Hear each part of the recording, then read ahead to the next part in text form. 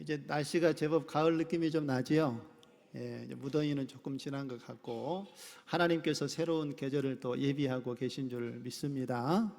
우리의 신앙에도 또 새로운 바람이 하나님의 은혜로 말씀 가운데 예배 가운데 불어오도록 오늘 성령께서 함께하여 주시고 또 그 은혜를 누리도록 주님을 우리가 바라보면서 오늘 예배하는 가운데 하나님이 계획하신 놀라운 일들을 함께 경험할 수 있는 은혜의 시간 되어지기를 주님의 이름으로 축원드립니다. 여러분, 오늘 본문의 말씀은 이 기독교의 역사에 있어서 매우 의미 있는 한 장면을 소개하고 있습니다. 이전까지는 성경에 보면 예수님을 믿는 사람들을 제자들, 또 성도들, 형제들, 또 믿는 사람들이라고 이렇게 불러왔습니다. 그런데 이제 오늘 본문에 보면 처음으로 예수 믿는 사람들을 그리스도인이라고 이렇게 이야기하고 있는 말씀이 등장을 합니다. 어느 성도들에게 그 이야기가 있었는가 하면은 오늘 본문에 등장하는 안디옥 교회, 이방인 교회의 성도들을 향하여서 그리스도인이라는 표현이 처음 사용되어지는 것을 보게 됩니다. 그러면 여러분, 이 그리스도인이라는 이 말의 의미는 어떤 의미가 담겨 있습니까? 그리스도인이라는 이 말의 단어의 헬라어를 보면은요, 그 헬라어의 단어는 크리스티아노스라는 단어입니다. 이 단어는 그리스도, 그러니까 기름 부음을 받은 자, 메시아라는 뜻을 가지고 있는 크리스토스라는 헬라어 단어하고, 그리고 그에게 속한 사람, 그를 따르는 사람이라는 의미를 가지고 있는 전미사 이아노스라는 이 두 단어가 합성이 되어져서 만들어진 단어가 크리스티아노스입니다. 바로 그리스도인이라는 단어이지요. 그러므로 그리스도인이라는 말은 그리스도에게 속한 사람이고 그리스도를 따르는 사람이다라고 이렇게 우리가 그 의미를 생각해 볼 수가 있습니다. 우리도 예수 그리스도를 믿는 그리스도인인 줄로 믿습니다. 자, 그러면 그리스도께 속한 사람들에게는 어떤 삶의 모습이 나타나야 하겠습니까? 자, 오늘 이 시간에 본문의 말씀을 우리가 따라가면서 그리스도인에게 나타나야 될 삶이 무엇인지에 대해서 함께 살펴보는 시간을 갖도록 하겠습니다. 먼저 그리스도에게 속한 사람은 어떠한 상황 속에서도 이 제자로서의 정체성을 잃지 않아야 한다는 것입니다. 뭘 잊으면 안 된다고요? 제자의 정체성을 잊어서는 안 된다는 것입니다. 오늘 본문의 말씀 19절과 20절의 말씀에 보면은요, 그때에 스데반의 일로 일어난 환난으로 말미암아 흩어진 제자들이 베니게와 구브로와 안디옥까지 이르러 유대인들에게만 말씀을 전하는데, 우리 20절은 같이 한번 읽겠습니다. 그 중에 구브로와 구레네 몇 사람이 안디옥에 이르러 헬라인에게도 말하여 주 예수를 전파하니 라고 말씀을 하고 있습니다. 여러분, 오늘 이 두 구절의 말씀과 이하의 말씀을 보면 이 안디옥 교회가 어떻게 시작이 되어졌는지 그 배경에 대해서 이야기를 해주고 있습니다. 여러분, 안디옥 교회, 이방인의 첫 교회인데 이 교회는 어떻게 시작이 되었습니까?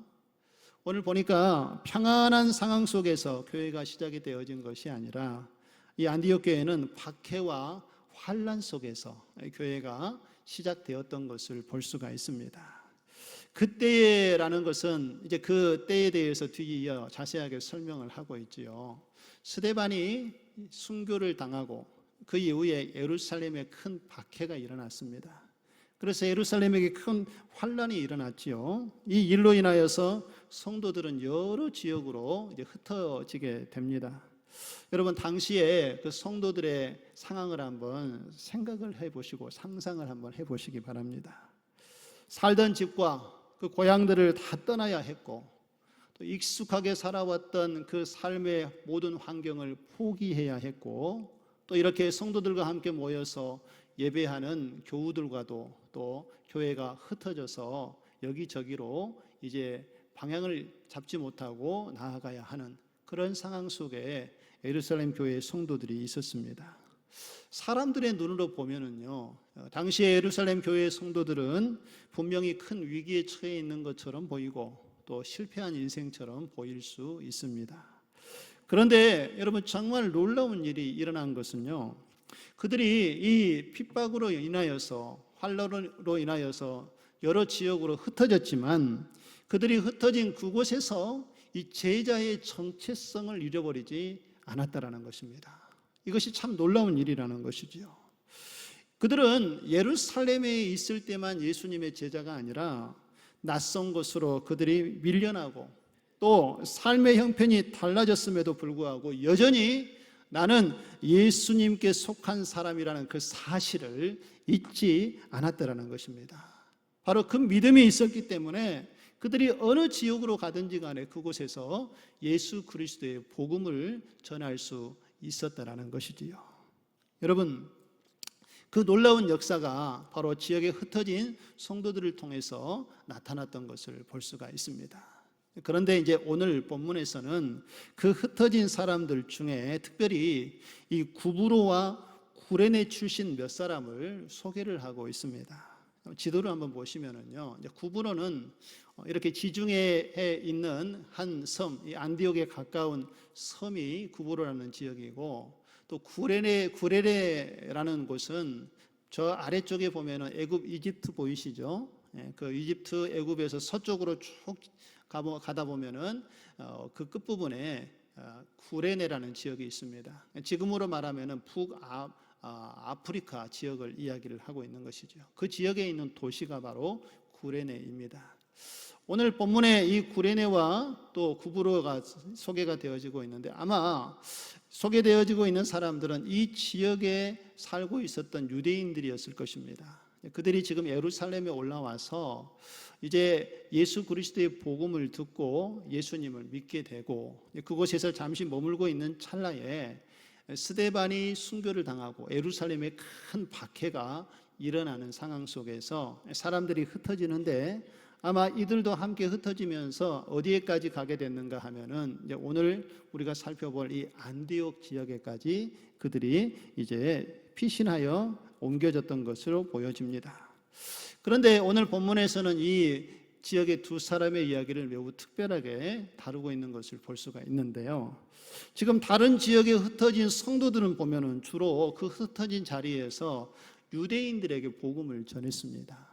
그런데 특별하게 오늘 이 구레네와 구브로에 있었던 사람들은 거기에서 한 걸음 더 나아가서 헬라 사람들, 이방인들에게 주 예수 그리스도의 복음을 전파했다라고 이야기를 하고 있습니다. 자신들의 처지와 어떤 비슷한 사람들에게만 복음을 전한 것이 아니라 익숙한 자신들의 경계를 뛰어넘어서 낯선 사람들에게도 예수 그리스도의 복음을 선포하고 증거했다라는 것입니다. 여러분, 그 결과가 무엇인지 아십니까? 21절이 그 결과를 이렇게 이야기해 주고 있습니다. 우리 같이 한번 읽어 보실까요? 시작. 주의 손이 그들과 함께 하심에 수많은 사람들이 믿고 주께 돌아오더라. 할렐루야. 우리 성경에서 분명히 말하고 있는 것은 주의 손이 그들과 함께 했다라고 말씀을 하고 있습니다. 그런데 여러분, 오늘 이 구레네 사람들의 이름이 성경에 오늘 소개되어지고 있습니까? 누구인지 혹시 아십니까? 모르죠. 오늘 그들의 이름이 소개되어져 있지 않습니다. 그들의 이름조차 기록되지 않은 이 무명의 그리스도인들이었지만 하나님께서는 그들의 믿음과 순종을 사용하셨다라는 것입니다.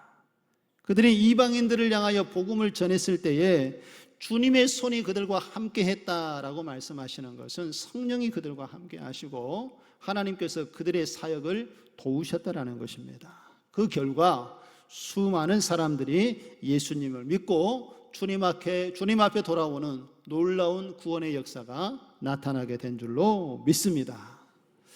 우리 사랑하는 성도 여러분, 오늘 이 시간 나는 예수님께 속한 사람인가, 그리스도인인가, 우리의 모습은 예수님의 말씀대로 살아가고 있는가, 오늘 이 시간 우리의 삶의 모습을 정직하게 한번 돌아보는 시간이 되었으면 좋겠습니다. 우리는 교회에 와서 성도들을 만나면 따뜻하게 사랑으로 인사를 하지요. 오늘 예배 시작할 때에도 우리가 어떻게 인사했습니까? 만나서 반갑습니다. 사랑합니다. 축복합니다. 조금 더 하신 분들은 평안하셨습니까? 하면서 서로의 안부도 묻고 이렇게 인사를 따뜻하게 나누었습니다. 그런데 여러분, 교회에 와서 이렇게 따뜻하게 우리가 축복하고 인사를 나누지만 여러분의 직장과 일터에서는 우리의 삶의 모습이 어떻습니까? 어떤 일들을 진행하다가 일이 뜻대로 좀 풀리지 않을 때에 우리는 주변의 동료들에게 날카로운 말을 하고 있지는 않습니까? 그리고 내 아래에 있는 사람들에게 불평과 또 짜증을 내고 있지는 않은지 우리의 모습을 좀 돌아볼 필요가 있습니다. 교회에서는 은혜롭지만 밖에서는 그 모습이 그대로 나타나지 않는가? 또 교회에 오면 아이들이 얘기합니다. 우리 엄마 아빠는 천사 같대요. 그런데 집에 오면 아니래요. 교회에서는 누구에게나 따뜻하게 잘해주고 안녕하십니까 스마일로 인사하고 섬기는 모습이 천사와 같은데 집에만 오면 아빠의 모습이 무뚝뚝하고 또 배우자와 자녀들 사이에 나도 모르는 사이에 상처를 주는 말들을 하고 있지는 않습니까? 이것뿐만 아니라 여러분, 우리가 한번 깊이 우리의 자신을 돌이켜 보아야 될 것은 주일에 내 삶의 모습과 월요일의 내 삶의 모습이 정말 같은 모습으로 나타나고 있는가, 한번 우리는 깊이 우리의 삶의 모습을 점검해 볼 필요가 있습니다. 왜냐하면요, 그리스도인의 정체성은 교회 안에서만 나타나는 것이 아닙니다. 우리가 예수 그리스도에게 속한 사람이라면은 오히려 나를 가장 가까이에서 보는 가족과 직장 동료들이 경험하는 그 내 모습 속에서 그리스도의 모습이 더 분명하게 나타나야 될 줄로 믿습니다. 그래서 우리는 스스로에게 늘 하나님의 말씀에 비추어서 자신을 돌아보고 스스로에게 늘 질문을 해야 합니다. 교회에서 보이는 내 모습과 가정과 직장에서 살아가는 나의 모습이 그리스도인의 모습인가를 늘 우리는 생각해 보아야 하는 것입니다. 그리고 우리는 어디에 있든지 간에 또 어떤 상황에 놓이든지 간에 나는 예수 그리스도에게 속한 사람이라는 정체성을 잃지 마시기 바랍니다. 한번 따라서 해보시겠습니까? 나는 예수님께 속한 사람입니다. 믿습니까? 어떤 형편 속에서도 이렇게 제자답게 살아갈 수 있는 저와 여러분 되어지기를 간절히 소망합니다. 다음으로 그리스도께 속한 사람은 다른 사람을 세우고 함께 성장하는 사람이어야 합니다. 어떤 사람이라고요? 다른 사람을 세워주고 함께 성장하는 사람이 바로 그리스도에게 속한 사람입니다. 안디옥에 있는 많은 사람들이 이제 복음을 듣고 예수 그리스도를 믿었다라는 소식이 예루살렘 교회에 전해졌습니다. 그리고 예루살렘 교회는 이제 베드로가 복음을 전하여서 이방인들에게 문이 열려졌다라는 것을 인정했고, 이 안디옥 이방인 지역에 복음이 전해졌다라는 소식을 듣고 한 사람을 안디옥 지역에 파송을 하게 됩니다. 그 사람이 누군가 하면은 여러분 22절과 24절을 한번 보실까요? 예루살렘 교회가 이 사람들의 소문을 듣고 누구를 안디옥까지 보내니요? 바나바를 안디옥에 보내니 바나바를 지금 파송을 한 거지요. 그리고 23절 같이 한번 읽습니다. 그가 이르러 하나님의 은혜를 보고 기뻐하여 모든 사람에게 굳건한 마음으로 주와 함께 머물러 있으라 권하니 바나바는 착한 사람이요 성령과 믿음이 충만한 사람이라 이에 큰 무리가 주께 더하여 지더라. 할렐루야. 여러분, 바나바가 지금 안디옥에 도착해서 보니까 그곳에서 일어난 일들을 보았을 때에 얼마나 놀랬겠습니까? 그 놀람은 기쁨의 하나님의 은혜의 놀람이었겠지요. 그곳에 가서 보니까 이방 지역임에도 불구하고 예수 믿는 사람들이 많아지고 많은 사람들이 주를 믿었다라는 거예요. 그래서 그 모습을 보고 오늘 바나바가 그 상황을 22절에 이렇게 표현을 하고 있습니다. 하나님의 은혜를 보고 기뻐하였다. 할렐루야. 그러면 여러분, 오늘 바나바가 바라보았던 이 하나님의 은혜는 어떤 은혜였겠습니까? 이 은혜를 우리가 좀 더 깊이 생각해 보면은 이런 거지요. 지금 스데반이 순교를 당하고 그로 인하여서 많은 성도들이 여러 지역으로 흩어지게 됐습니다. 큰 박해가 일어났죠. 그래서 예루살렘 교회는 금방이라도 이제 다 무너져 버릴 것처럼 여겨졌습니다. 성도들은 흩어졌지요. 이제 막 불타오르기 시작하는 이 복음의 불꽃이 꺼져 가지는 않을까 하는 그런 염려스러운 상황에 놓여 있었습니다. 그런데 놀라운 것은 이 복음의 불꽃이 꺼졌습니까? 꺼지지 않았습니까? 꺼지지 않았다는 것입니다. 그 이유가 여러분 무엇입니까? 흩어진 성도들이 그들이 처해 있는 환경 속에서 곳곳을 다니면서 그곳에서도 복음을 전하기 시작했기 때문에 그렇습니다. 그들이 가서 복음을 전하니까 오히려 사그러들 것 같은 불꽃들이 다시 일어나기 시작하고 이제는 예수 그리스도의 복음이 예루살렘에만 머물러 있는 것이 아니라 여러 지역으로 더 넓게 번져 나가는 하나님의 놀라운 구원의 역사가 일어났다는 것입니다.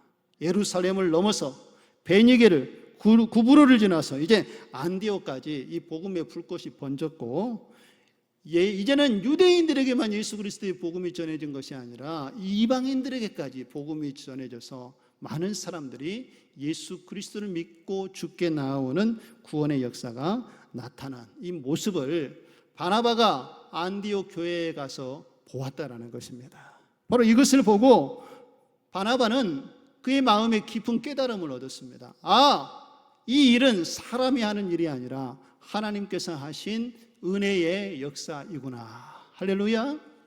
하나님께서 성령을 통하여 그 역사를 사람들을 통하여 이루었음을 바나바가 보게 되었다는 것입니다.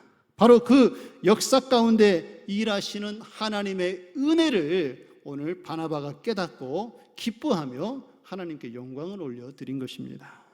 그래서 바나바는 그들의 부족한 점을 바라보거나 또한 자신이 다른 이 이방 사람들과 다른 모습을 바라보는 것이 아니라 그들 가운데 역사하시는 하나님의 은혜를 바라보면서 함께 기뻐하고 하나님께 영광을 올려드렸다는 것입니다. 그리고 거기에서 그치는 것이 아니라 이제 막 믿음을 시작했던 이 안디옥 지역의 성도들을 향하여서 이렇게 권면을 했습니다. 23절 말씀, 하반절 말씀을 다시 보시면은 모든 사람에게 굳건한 마음으로 주와 함께 머물러 있으라. 할렐루야. 굳건한 마음으로 어디에 머물러 있으라고요? 주님과 함께 머물러 있으라라고 권면의 가르침을 주었습니다. 무슨 말인가 하면은 처음 예수님을 믿었던 그 감동만 가지고 신앙을 끝내지 말고 어떤 어려움이 찾아오더라도 주님을 떠나지 말라고 강력하게 권면을 하고 있는 것입니다. 주님 앞에서 이제는 믿음의 신앙의 뿌리를 내리고 그 말씀을 배우고 믿음 안에서 계속해서 신앙의 성숙과 진보를 이루어 가라라는 권면의 말씀으로 바나바가 새로운 믿음의 신앙을 가진 성도들을 위하여 그들을 가르치고 섬겼던 것을 볼 수가 있습니다. 바나바가 이렇게 그 성도들을 아끼고 사랑하며 섬겼더니 오히려 더 많은 사람들이 예수 그리스도를 믿고 주님 앞에 나오게 되었다라고 오늘 말씀을 하고 있는 것입니다. 그런데 여러분, 성도들이 이렇게 베드로가 가서 안디옥 교회를 성도들을 섬기자 많은 사람들이 주님 앞에 돌아오면서 그들의 숫자가 많아지게 되자 바나바가 생각하기를 이것은 이제 혼자 내가 감당해야 될 문제가 아니라고 판단을 했습니다. 그래서 이제는 자신과 함께 할 수 있는 동역자를 찾았습니다. 여러분, 그 사람이 오늘 누구라고 이야기하고 있습니까? 25절과 26절을 한번 보시지요. 바나바가 누구를 찾으러 다소에 갔습니까? 사울을 찾으러 다소에 가서 만남에 안디옥에 데리고 와서 둘이 교회에 1년간 모여 있어 큰 무리를 가르쳤고 제자들이 안디옥에서 비로소 뭐라고 일컬음을 받습니까? 그리스도인이라 일컬음을 받게 되었더라. 할렐루야. 여러분, 오늘 여기서 바나바가 사울을 찾으러 갔다라고 하는데 이 찾으러라는 이 헬라어 단어는요, 아나제테오라는 단어인데 이 단어의 의미는 이렇습니다. 수고하고 애쓰며 힘써 찾았다라는 거예요. 그러니까 필요한 사람을 찾을 때 한번 찾으러 갔다가 거절하거나 찾지 못하면 거기에서 포기해버리는 것이 아니라 끝까지 함께 동역할 사람을 찾고 함께 애쓰고 그 사역을 감당할 사람을 위해서 마음을 다하여 준비하는 모습을 가졌다라는 것을 이야기를 하고 있습니다. 자, 그렇다면 오늘 바나바는 왜 그렇게 사울을 찾아서 이 사역의 현장으로 데려와야 했을까요? 안디옥의 이 많은 성도들이 예수 그리스도를 믿게 되니까 바나바가 말씀을 가르치는 이제 혼자서는 그 일을 도저히 감당할 수 없다라는 것을 생각했기 때문이고요. 그리고 그 사역을 잘 감당할 수 있는 적임자가 사울이라고 생각을 했기 때문에 그에게 찾아가서 그를 동역자로 세웠던 것을 볼 수가 있습니다. 그런데 여러분, 이것이 바나바의 참 아름다운 신앙의 모습이라는 것이지요. 왜냐하면 바나바의 관심은요, 내가 얼마나 중요한 사람인가를 드러내는 데 있지 않았다라는 것입니다. 자기가 예루살렘에 파송을 받아서 지금 안디옥 교회를 세워가는데 중추적인 역할을 하고 있지 않습니까? 그 일을 내가 했다, 내가 중심이 되어졌다라는 그러한 생각을 바나바는 갖지 않았다라는 거예요. 바나바의 관심은 어디에 있었는가 하면은 오직 하나님 나라에 있었다라는 것입니다. 하나님 나라가 확장되어지고 예수 그리스도가 믿는 사람들이 많아진다라고 하면은 이 일을 위해서 필요한 사람이 누군가 있다라면 기꺼이 그 사람에게 찾아가서 그 사람을 세우고 함께 하나님의 일을 감당하는 일에 마음과 생각을 쏟았던 사람이 바나바였다라는 것입니다. 설령 그 사람이 자신보다 더 능력이 많고 나중에 더 많은 인정을 받는다 할지라도 바나바는 그 일을 믿음으로 감당을 했다라는 것입니다. 여러분, 이것이 참된 영적 성숙의 모습 아니겠습니까? 한번 생각을 한번 해보시기 바랍니다. 하나님은 어떤 사람을 기뻐하시겠습니까? 우리가 하나님의 일을 하면서 내가 쓰임받기만을 기뻐하시는 것이 아니라 다른 사람이 함께 쓰임받고 그 사람과 함께 동역하면서 하나님 나라를 세워가기를 애쓰는 사람, 내가 세운 사람이 하나님께 귀하게 쓰임받고 또 그 사람의 모습을 바라보면서 우리가 진심으로 감사하는 마음을 갖는 것, 다른 사람을 위해서 내가 양보하고 때로는 좀 손해를 보더라도 그 사람을 통하여 일하실 하나님을 바라보고 함께 믿음의 동역자를 세워 주의 일을 감당하는 자들을 보시고 하나님께서는 기뻐하시는 줄로 믿습니다. 그래서 여러분, 하나님의 일을 우리가 감당할 때에요, 때로는요 우리의 일이 좀 더디게 진행될 때도 있습니다. 혼자 하면 좀 빨리 일이 끝날 것 같기도 하지만 하나님께서는 협력하여서 하나가 되어서 하나님의 일을 함께 이루어가기 원하시는 것, 때로는 더딜 수도 있고 때로는 좀 약해 보일 수도 있지만 우리가 그리스도 예수 안에서 하나 되어 맡겨주신 사역을 감당할 때에 하나님께서는 그 모습을 통하여 영광을 받으시는 줄로 믿습니다. 그러므로 우리 사랑하는 성도 여러분, 그리스도께 속한 사람은요 혼자 잘 되는 것만으로 만족하는 사람들이 아닙니다. 다른 사람을 함께 세워주고 또 그 사람이 믿음이 연약하면 함께 믿음이 자랄 수 있도록 옆에서 도와주고 함께 하나님의 나라를 이루어가는 사람이 그리스도에게 속한 사람인 줄로 믿습니다. 보세요, 오늘 바나바는 누구를 세웠습니까? 사울을 세웠습니다. 그리고 바나바와 사울이 함께 동역하면서 오늘 안디옥 지역의 많은 성도들을 함께 말씀으로 세워서 그들이 하나님을 바라볼 수 있도록 하나님의 귀한 사역을 감당했던 것처럼 저와 여러분들도 함께 그리스도 예수 안에서 서로를 세워주는 가운데에 하나님의 일을 함께 감당할 수 있는 믿음의 협력자들이 다 되어지기를 간절히 소망합니다. 나보다 부족한 사람이 주변에 있다라면요, 그를 격려해 주는 마음이 우리에게 필요하고요. 나보다 조금 앞서가는 사람이 있다라면 그 사람을 시기하는 것이 아니라 그 사람이 하는 일을 기뻐해 주고 또 더 잘 감당할 수 있도록 협력하는 마음이 우리에게 있어야 한다는 것입니다. 각자의 은사가 다 달라요. 주시는 은사를 우리가 인정하고 우리가 다른 사람을 함께 세워주고 서로를 붙들어주며 함께 믿음으로 나아갈 때에 하나님께서는 우리 신창동 교회가 하나님 보시기에 믿음의 공동체로, 아름다운 공동체로 세워가도록 역사하시는 주님을 경험하도록 인도하여 주실 줄 믿습니다. 그렇게 함께 서로 세워가며 함께 하나님 나라를 이루어갈 수 있는 저와 여러분이 되어지기를 간절히 소망합니다. 마지막으로 그리스도에게 속한 사람은 다른 사람의 아픔을 품고 사랑을 나누어 줄 줄 아는 사람입니다. 무엇이라고요? 다른 사람의 아픔을 품고 사랑을 나누어 줄 줄 알아야 한다는 것입니다.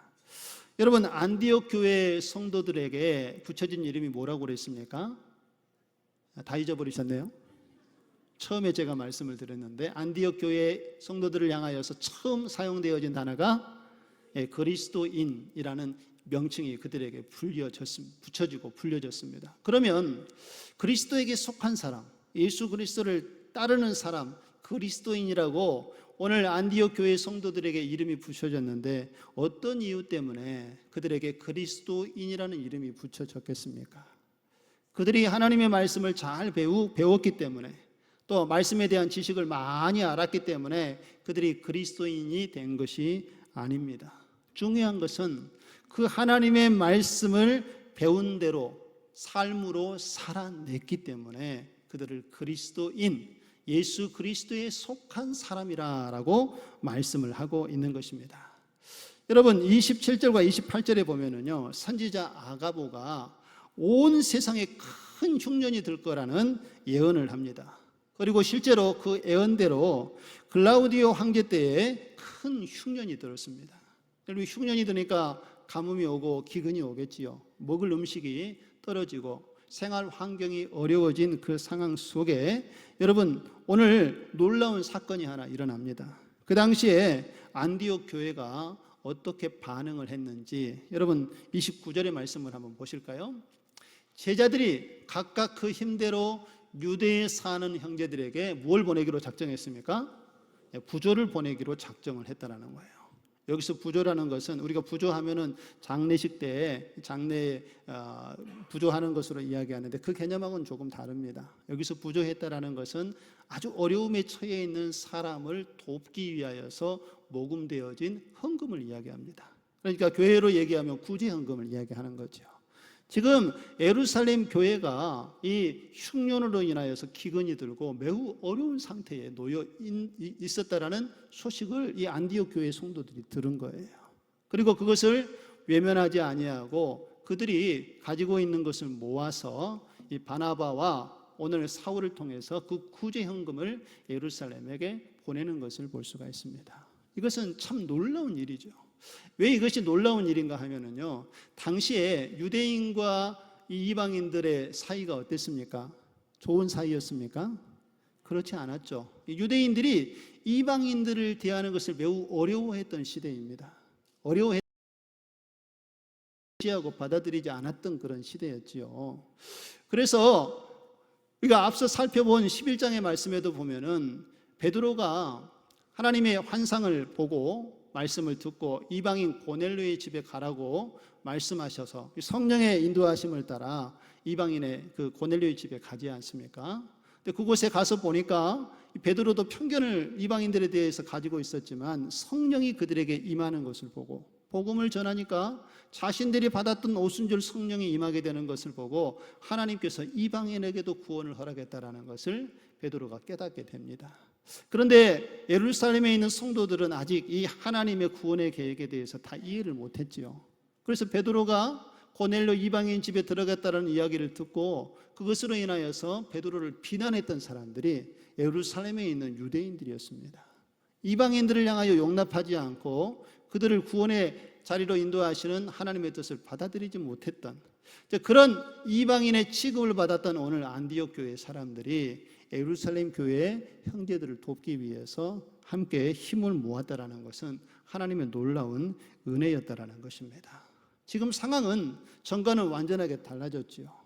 베드로가 이방인에게 복음을 전한 소식을 전하였을 때에 처음에는 받아들이지 못했던 이 예루살렘의 성도들이 그것을 인정하고 받아들였습니다. 그래서 이제 안디옥 지역에 예수 그리스도를 믿는 사람들이 많아졌다는 소식을 듣고 바나바를 파송한 것 아니었습니까?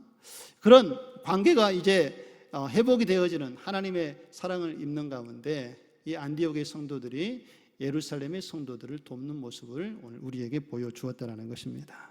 그런데 여러분, 이것이 어떻게 가능했는가? 그 가능한 이유가 무엇이었겠습니까? 그 이유는 바로 복음이 그들 사이에 막힌 담을 허물어 주었기 때문인 줄로 믿습니다. 이전에는 유대인, 이방인이 서로 나뉘어져서 함께 연합하여 하나 되지 못했지만 이제는 예수 그리스도 안에서 서로 한 가족이 되었고 서로를 받아들이고 꺼리낌 없이 함께하는 형제가 되도록 성령께서 복음을 통하여 역사해 주신 줄 믿습니다. 이것이 바로 복음을 통하여 나타나게 되는 놀라운 삶의 변화라는 것입니다. 우리 사랑하는 성도 여러분, 우리 그리스도인들은 사랑을 아는 데에서만 머무르는 것이 아니라 그 사랑을 실천하는 사람이 되어야 될 줄로 믿습니다. 오늘 보니까 제자들은 각각 자기의 힘대로 유대에 있는 형제들을 도왔다라고 이야기를 하고 있습니다. 여러분, 주의 일들을 감당하고 섬기는 것은 우리가 크게 거창한 일을 하는 것이 아니라 오늘 자신이 할 수 있는 힘대로 형편에 맞게 사랑을 나누는 것이 바로 하나님의 사랑으로 이웃을 섬기는 일인 줄로 믿습니다. 중요한 것은 얼마나 많이 했냐가 중요한 것이 아니라 형제의 그 아픔을 외면하지 아니하고 자신의 몫을 감당하는 것이 중요하다라는 것입니다.